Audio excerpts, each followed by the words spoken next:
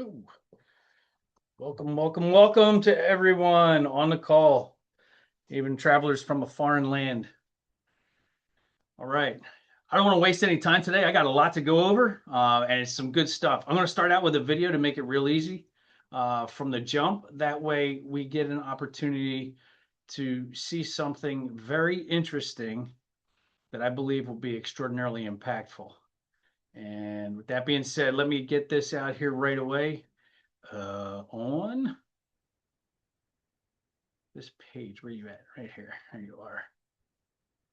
All right.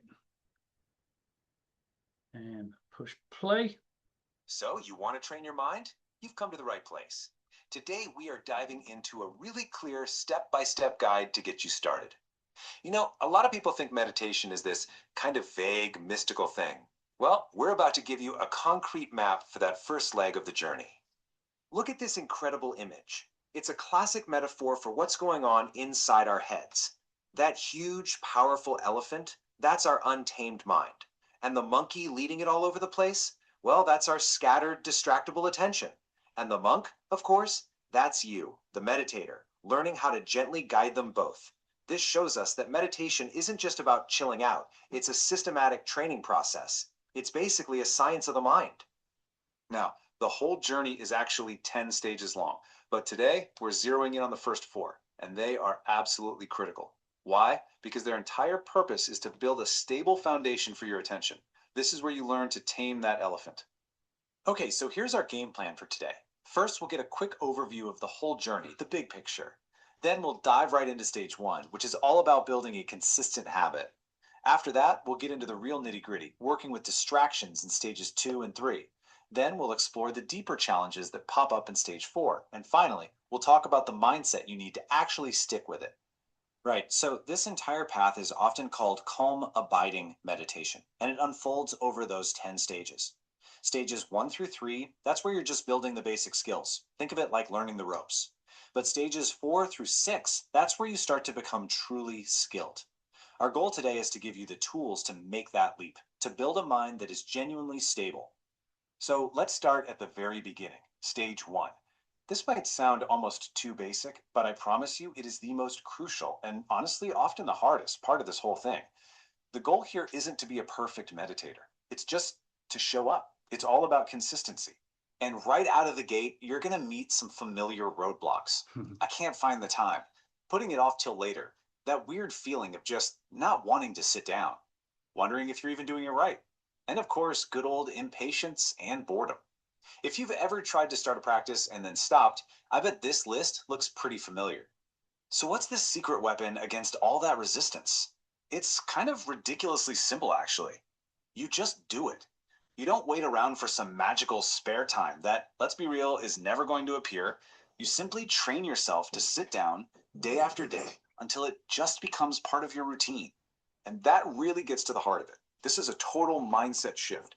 It's not about finding leftover moments in your day, it's about making the time. You have to treat meditation like a priority, just like anything else that's actually important in your life. Okay, so you've managed to sit down. Now what? Here is a super practical 4-step way to ease into it. Start with a really wide open awareness. Just let in all the sounds, all the feelings around you. Then, gently narrow that spotlight to just the physical feelings inside your own body. Narrow it again, this time just to the sensations of breathing, wherever you feel them. And finally, bring all of your focus right to that one tiny spot, the feeling of the breath at the tip of your nose. See? It's a gradual settling, not some kind of forced white knuckle concentration. All right, so you're sitting down consistently. Awesome. Now we get to the real meat of the practice, stages 2 and 3. This is where the real work begins, where you learn to get skillful with all those distractions. So what's the deal with stage 2 versus stage 3? What's the actual difference? Well, in stage 2, your mind just completely wanders off. You're gone, lost in some long daydream. The goal is just to make that daydream shorter. The big victory is that aha moment when you suddenly realize, oh, hey, I've been distracted. But by stage 3, your awareness is getting sharper. Now the goal is to catch a distraction the moment it pops up before it gets strong enough to make you completely forget you were supposed to be watching the breath. And this is so important. That moment you realize you've drifted off, that's not a failure. That is the meditation. The real secret here is to genuinely appreciate that moment of waking up. Give yourself a little mental pat on the back. That positive reinforcement literally trains your awareness to notice sooner, so that aha moment starts happening faster and faster. So all this hard work in these first few stages, it's leading you somewhere. It leads to what we call milestone 1, continuous attention. This is that amazing point where you can actually stay with the breath for your whole meditation session without completely forgetting it or nodding off.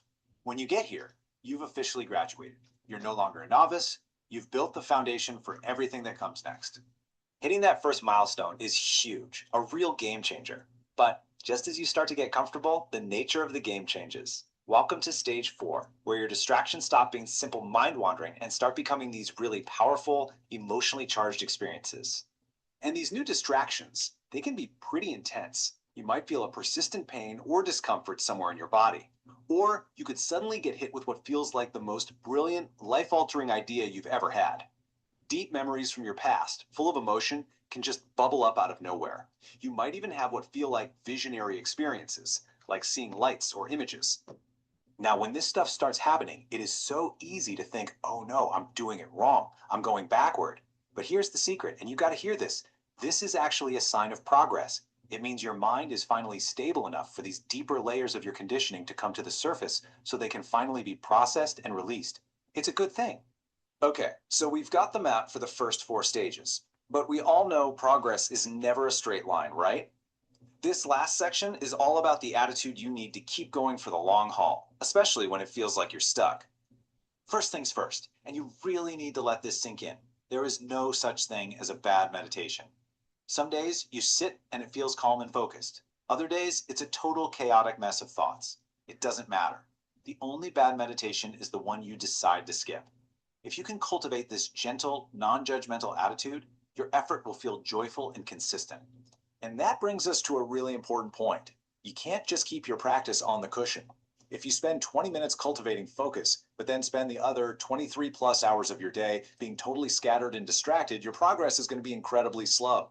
It's like trying to fill a bucket that has a giant hole in it. The skills you're learning have to start spilling over into your daily life. I want to leave you with one last way to think about this. Your mind is like a garden. Weeds, those are your distracting thoughts, they're always going to sprout. It's what they do. Now, if you get angry and try to violently rip them out, you're just going to tear up the whole garden. A skilled gardener is patient. They just gently remove the weeds they see, and they trust the process. You have to learn to care for your own mind with that exact same patience. You see, this whole journey, from taming that wild elephant to uncovering the deepest parts of yourself, it all begins with one single simple action. It's called placement. It's just that first moment of deciding to place your attention on the breath. So my question for you is this. What's the one small act of placement you can practice today? All right, cool. As I get this thing done. So I wanted to start with that because I think the most important thing that we need to do is disconnect. And you can do that through meditation. Now, I'm lucky enough, I've been doing it for quite some time now.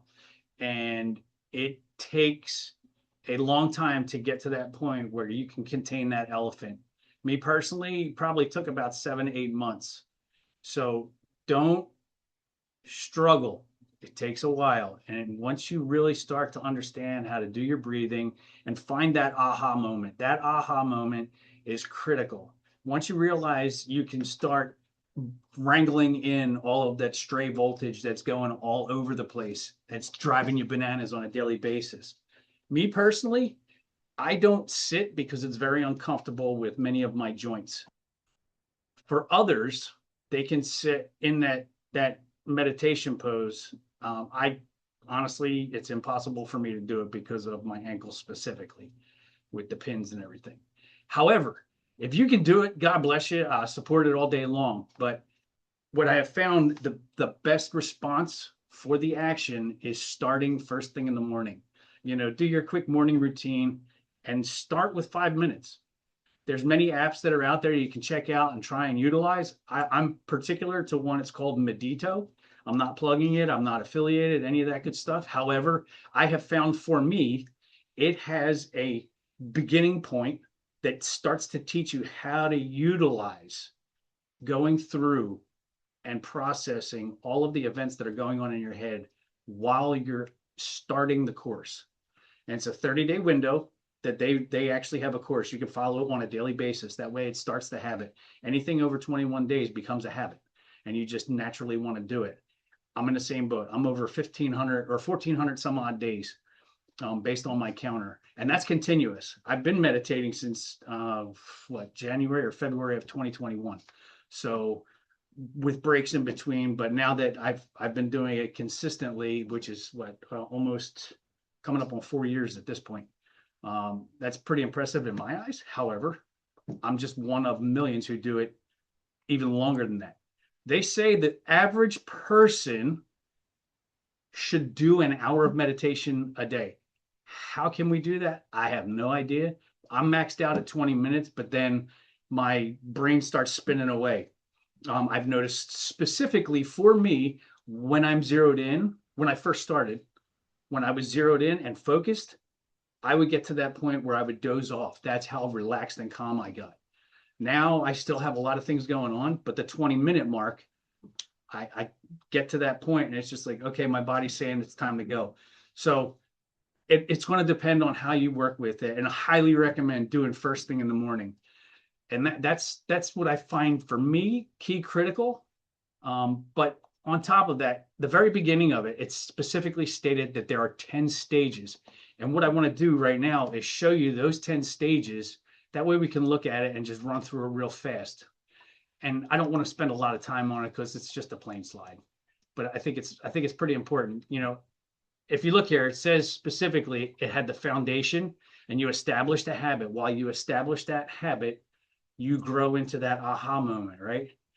And then you have that milestone where you're continuously focused on your meditation.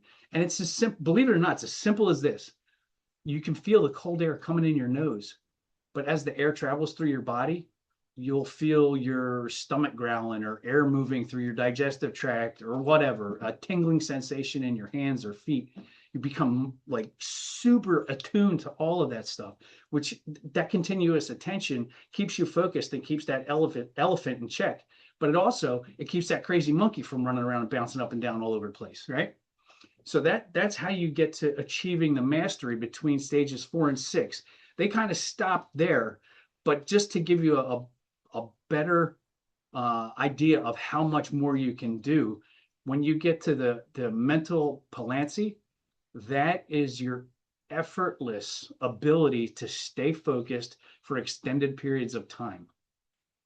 And then by the time you get to the 10th stage, that's where you can literally focus on the present moment without any effect, where you respond to something. For instance, driving in the car and somebody pisses you off, you keep your calm and you stay in a good spot, right? Instead of like blowing off and then the heart's racing, blood temperature goes up, your body temperature goes up, all that good stuff. So that's a quick down and dirty on the roadmap, but I don't want to elaborate on that because the PowerPoint that I have, I think, is much more valuable, and I believe that it will be extraordinarily helpful supporting your meditation practices. All right, you have a great one. Take care. When you're doing your meditation, even beforehand, there's multiple hacks to do this. First and foremost, I will be honest with you, I am not a journaler. I don't like to journal. I struggle with it, although I have contemplated starting to do it because as emotions arise, you need to address them because it's telling you something. What's that learning I'm supposed to get from that moment in time? And confirmation, there you go. Anyway, when you have a significant emotional event, we've gone through this before, it's called a SEE, you tend to hold that in and let the emotion get you fired up. Well, write it down. Even if it's just on a piece of paper, just write it down and put it in your pocket. That way you have it for later. You can go back and review what it was that you were aggravated with, pissed off with, upset with, whatever the emotion was. Before you go to bed, even if you write one sentence down, Thank you, God, for whatever, or I made it through another friggin' day. Write it down and let it go. Your unconscious mind will close that loop. It doesn't stay open. You stop dwelling on things. So if you're thinking about 55 things before you go to bed, write them down and then just forget about it and focus on sleep because you need to do it. Once you let that stuff go, your unconscious mind will focus on other things that are more prioritized than what the conscious mind is thinking of at that moment. There's a big difference between your conscious and unconscious mind. And we've gone through this a lot of different times. This particular one is part of the NLP education that I learned that I would love to share. Your conscious mind is your live, current, in the moment thinking of everything. And that's what keeps you going through the day. Your unconscious is the one that drives how your body responds to everything, to include blinking, swallowing, burping, hearing, all of that stuff. It's all controlled by your unconscious, right? Especially blinking and swallowing. I mean, they're probably the two most critical things, and breathing. So think of it like that, okay? That's the generator in the background that never shuts off. You have to shut down the conscious mind in order to function the other parts of your body as you rest. That's how you get the repairs done. What I have found for me specifically, chamomile teas. There's one I just recently got, hibiscus tea. It's very good. And it knocks the crap out of me, which is fantastic. I actually got a full night of sleep last night. Doesn't happen very often.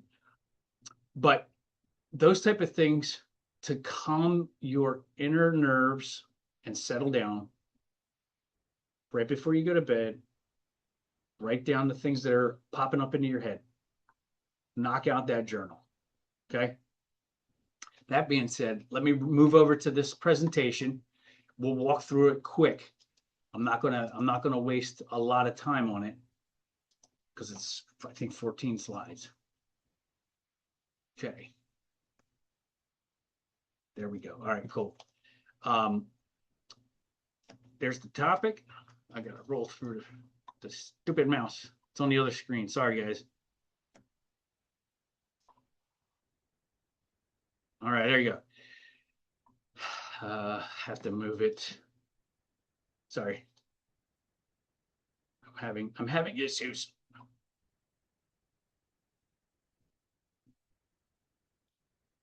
Oh boy. Hey, what's a Zoom call without issues, right? Crapola. All right, let me move this thing up to the other screen. That way I can see it. I couldn't see it on the other one because it's on the small little laptop, guys. And reshare.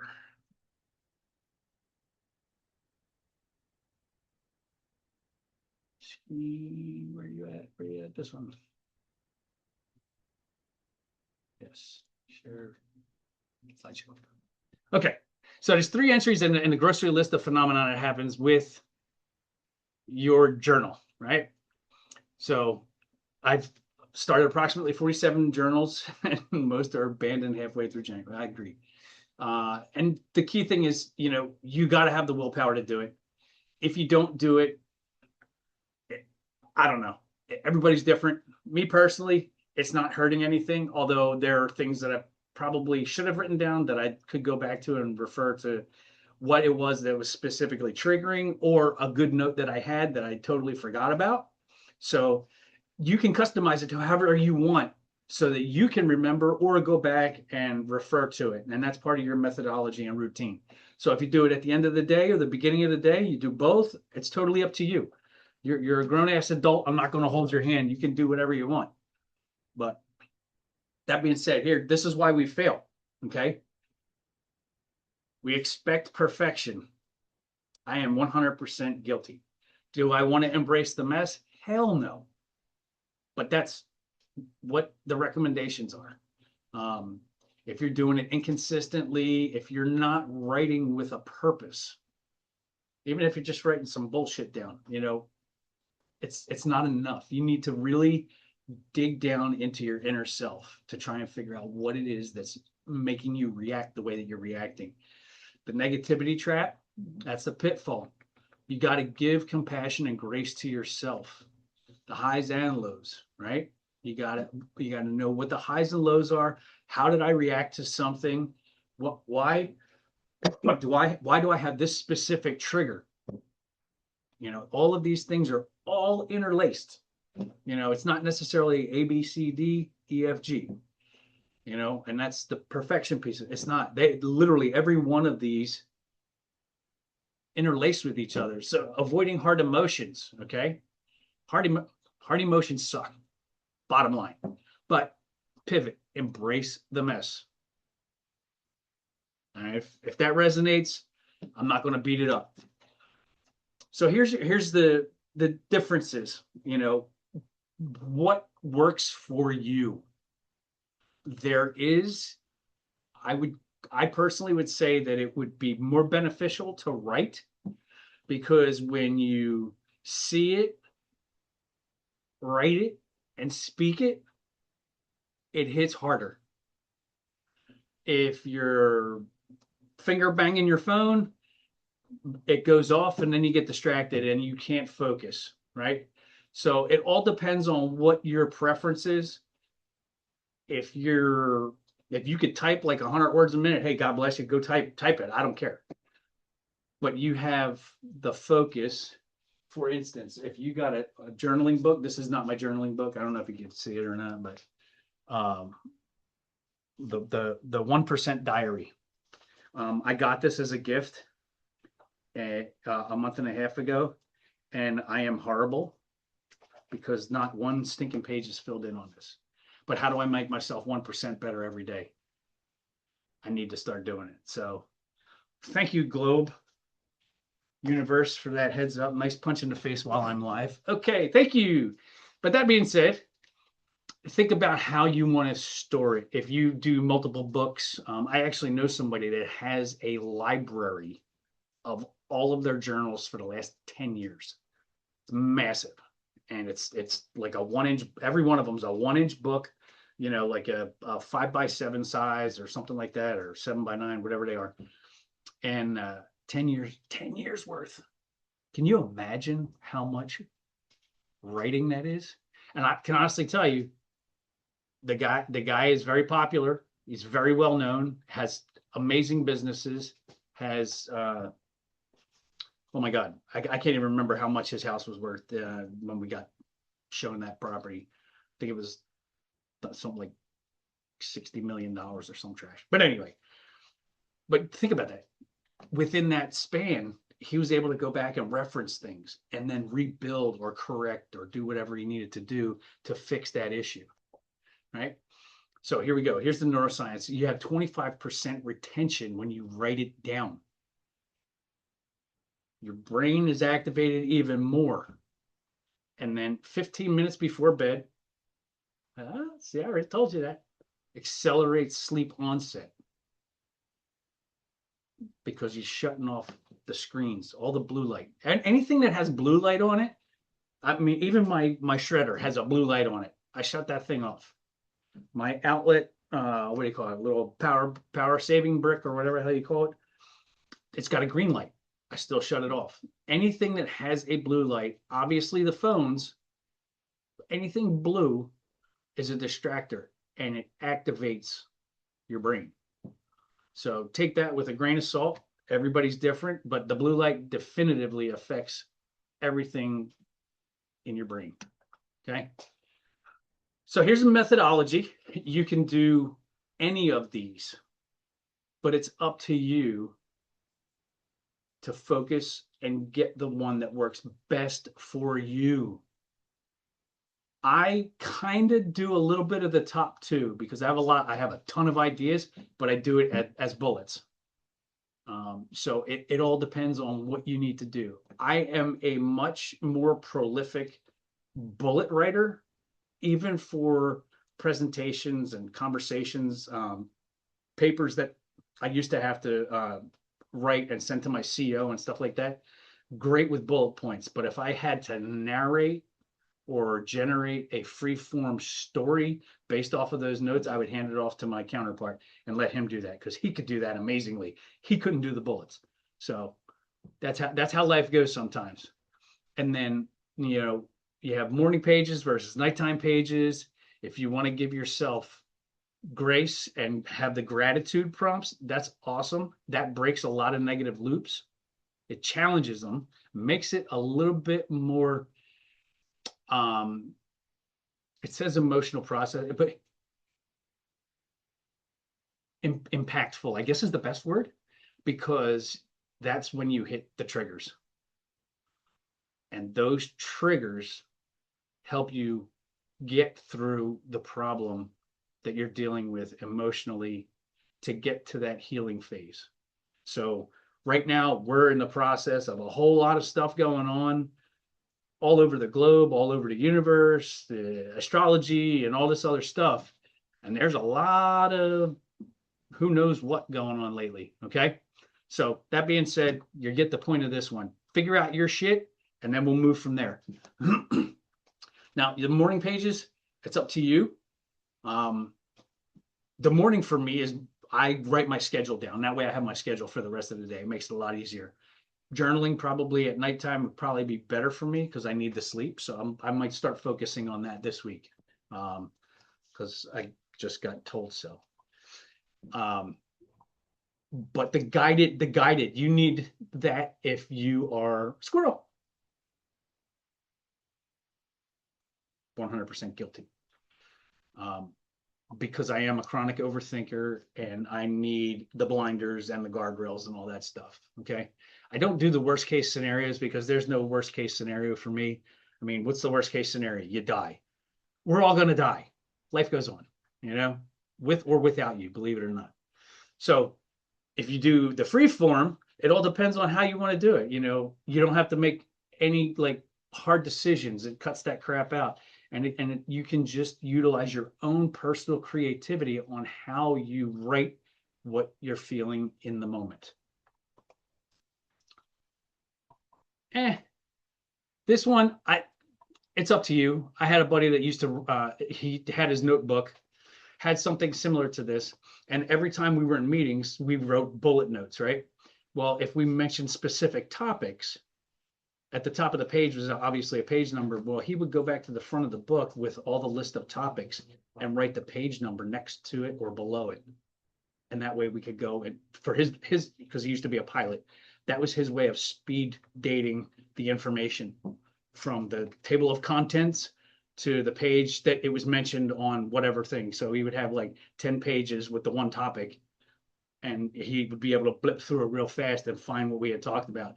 I could retain it. I had a steel trap and I could almost regurgitate most of the information, but he would come back with a minute detail that we kicked back and say like, no, we didn't do that because of. So it depends how you want to lay your stuff out. Again, you're a grown ass person, figure it out. So this Pennebaker protocol, it's not for everybody, but it's stringent, and I think that this would be very good for a lot of people who are struggling with very, very heavy PTSD. I wish I had known about this sooner. However, I might even still dig into it. But think about this, okay? You got to set aside, I would say just book 30 minutes for 4 days straight. And just all you have to do is just vomit the information. That's it. Just dump it out. Don't worry about whatever the hell it comes out as, how it looks, or any of that crap, right? And then when you're done after the 30 minutes, you set it aside. And that's it. Don't go back and read it. Don't follow up on it 15 minutes later, 30 minutes later. Just let it go. And like it says, facts, emotions, connections to your life. Okay? I might do this weekend because I got something that's been coming up lately a lot. It's kind of weird, but you get the point. It's not for the faint of heart. This is almost as difficult as doing the shadow work, but it's a brain dump and an emotional vomit. let it go. And again, 50% drop in healthcare visits. T cell immunity is very important as well. Now, everybody knows what cortisol is, right? It builds up the more stress you have. So the more cortisol you have, the more, you hug around the love handles and your upper pec with the flabby blabbies and all that stuff. So the more that you hold that crap in, the more you hold the cortisol. Okay. As you let the stress go away, or as you document it and release the memories and the holdings and the emotional responses and all that stuff from your brain, you'll see the cortisol come down and you actually have a relief.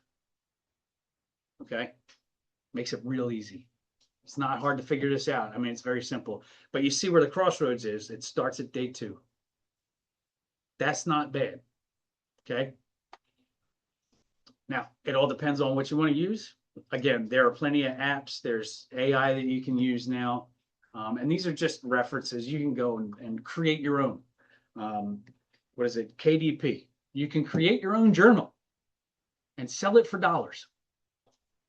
Didn't cost you a penny. You just went out there and made something, put it on KDP for $4.99.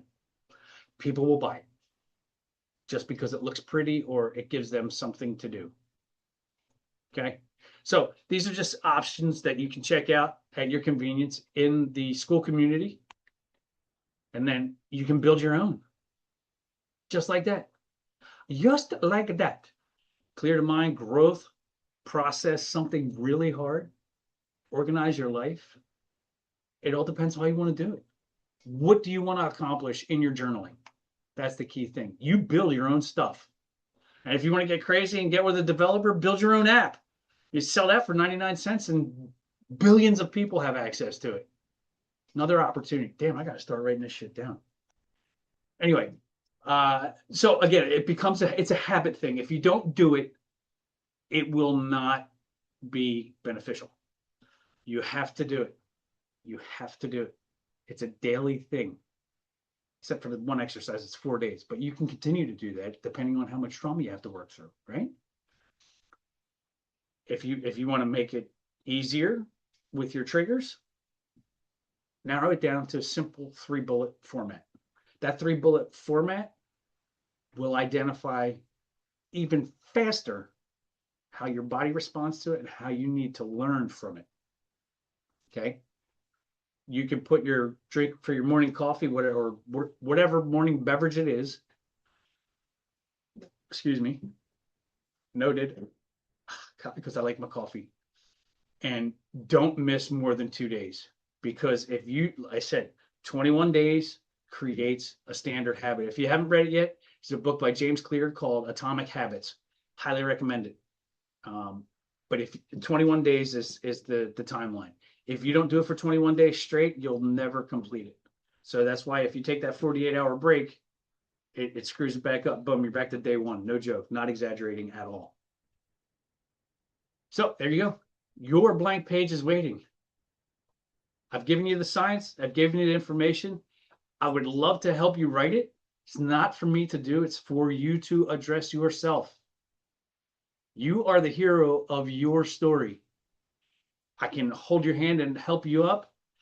I can stand behind you and support you, but you got to grab the bull by the horns because it's your story, not mine. What's one aspect of your life that feels like you're running in place, stuck, that you can't get past? What can you do right now? Doesn't matter how small it is, that can take that 1% better. Damn it. What a loop today.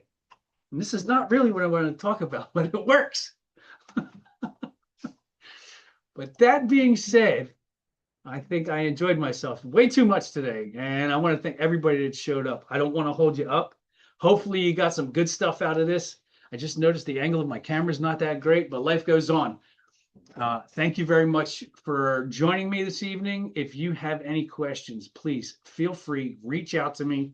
Um, I think that this particular one is going to impact quite a few people specifically, and that their sleep is going to be improving just a tad bit more, including myself. So you take care of you. Remember, you are the hero in your story. So get off your ass, be a grown ass adult, and do some shit. All right. Talk to you later. Have a great night. Enjoy the rest of your week. See yous.